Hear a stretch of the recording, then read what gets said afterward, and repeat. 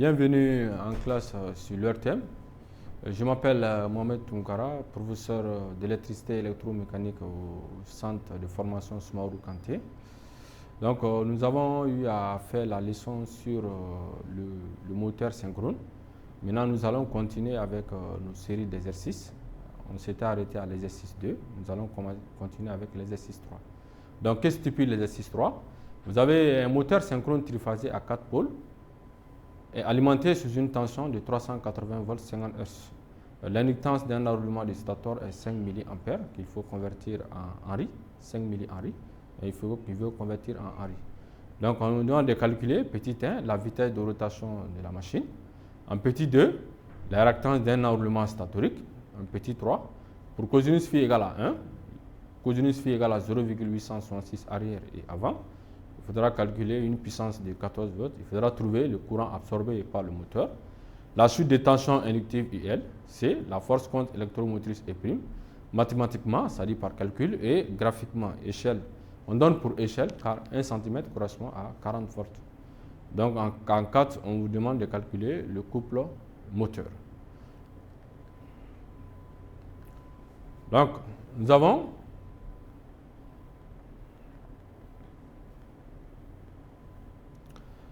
petit 1, la vitesse de rotation du moteur, N égale à 60 F sur P, n'est-ce pas? En remplaçant F par sa valeur, donc nous trouvons N égale à 60 fois 50 sur 2, ce qui fait 1500 tours par minute.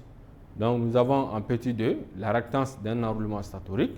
Donc vous avez XL égale à L oméga égale à 5 10 puissance moins 3 fois 2 fois 3,14 en prenant pi égale à 3,14 fois 50 parce que oméga égale à 2 pi f.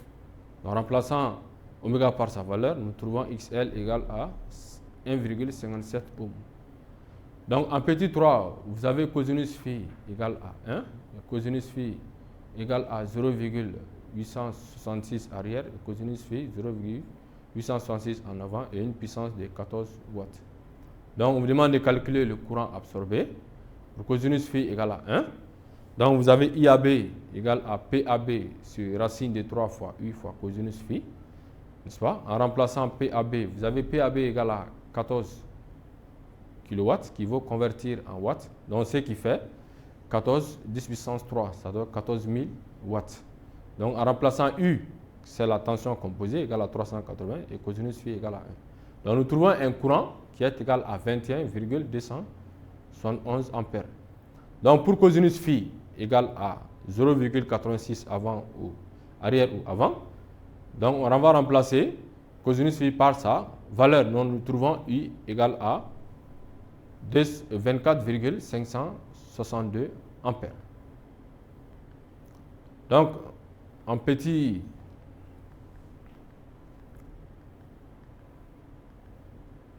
B, on demandait de calculer la chute des tensions inductives. Pour cosinus phi égale à 1, nous avons UL égale à racine de 3 fois XL fois IAB. Donc, en remplaçant XL par ça, parce que UL, ici, on parle de la tension inductive composée, UL. Donc, cette valeur de UL, donc, elle va s'exprimer racine de 3 fois XL fois IAB. Donc, XL, petit XL était égal à la réactance d'un enroulement. Donc, pour avoir la réactance composée, il faut multiplier par racine de 3. Ce qui nous donne égal à racine de 3 fois 1,57 fois 21,271, ce qui nous donne UL égal à 57,843 volts. Donc, pour cosinus phi égal à 0,866 arrière ou avant, nous avons la valeur de I. La valeur de I change, donc nous allons avoir UL égale à 66,792 volts. Donc C, nous allons de calculer la force contre électromotrice. Donc vous avez cosinus phi égale à 1. Pour cosinus phi égale à 1, donc la valeur de phi est égale à 0. Donc si phi égale à 0, l'angle A qui fait 90 plus phi serait égal à 90 degrés. Et vous avez cosinus de A, n'est-ce pas? Cosinus de 90 degrés, nous savons c'est égal à 0. Donc ce qui nous donne la valeur de E' égale à 380 au carré, qui est la tension réseau, plus ainsi, vous trouvez la valeur de E' égale à 384,5 9,377 volts.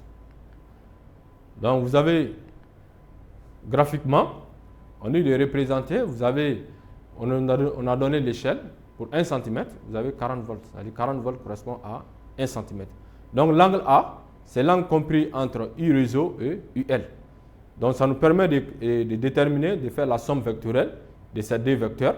Vous avez le vecteur UL et le vecteur U réseau. Donc ici, on a E égale à UL, U réseau moins UL. C'est-à-dire, donc ici, ça représente le vecteur moins UL. En faisant la somme avec U réseau, nous trouvons la valeur de le vecteur E'. Donc pour déterminer la valeur de E', il faudra prendre une règle graduée, n'est-ce pas? Une règle graduée pour mesurer le nombre de centimètres. Donc nous trouvons E' égale à E' va correspondre à 9,6 cm. En convertissant en volts, on aura en voie 384 volts. Donc bien évidemment, il faudra déterminer, la longueur qui correspond à U réseau et à UL. On a vu que 380 volts, vous voulez convertir en centimètres, ça donne 9,5 cm. Et UL qui est égal à 57,843 volts, en centimètres, ça donne 1,4, ce qui nous permet de tracer le graphique. Donc en mesurant la valeur, le vecteur E', nous trouvons 9,6 cm, ce qui correspond à une tension de 384 volts, puisqu'on a pris pour échelle, 40 volts correspond à 1 cm. Donc pour cosinus phi égale à 0,866 arrière, ça veut dire en ce moment, la valeur de phi est négative. Donc ce qui va nous donner, par calcul, E' égale à U réseau plus UL moins 2 fois U réseau fois cosinus A. Donc A est égal à 90 plus phi, puisque phi est négatif. Nous allons avoir que cosinus de phi est égal à moins cosinus moins 1 de 0,866, ce qui nous donne un angle de moins 30 degrés. Donc, par calcul, quand on veut déterminer la valeur de A, 90 moins 30, ce qui nous donne 60 degrés. Donc A donne 60 degrés. Il faudra déterminer cosinus de A dans la formule. Nous avons cosinus A égale à 0,5, c'est-à-dire cosinus de 60 degrés qui est égal à 0,5, un demi. Donc en remplaçant les choses par leur valeur, nous trouvons E' égale à 351,398 volts. Donc graphiquement, nous allons voir ça, c'était par calcul. Graphiquement, nous allons déterminer la valeur de UL en centimètres, n'est-ce pas? On a vu que UL égale à 66,792 volts. En le convertissant en centimètres, ça donne 1,7 cm. Et U réseau donne 9,5 cm. Donc, en faisant toujours la représentation graphique, la valeur de UL, n'est-ce pas? La valeur de U réseau et la valeur de UL.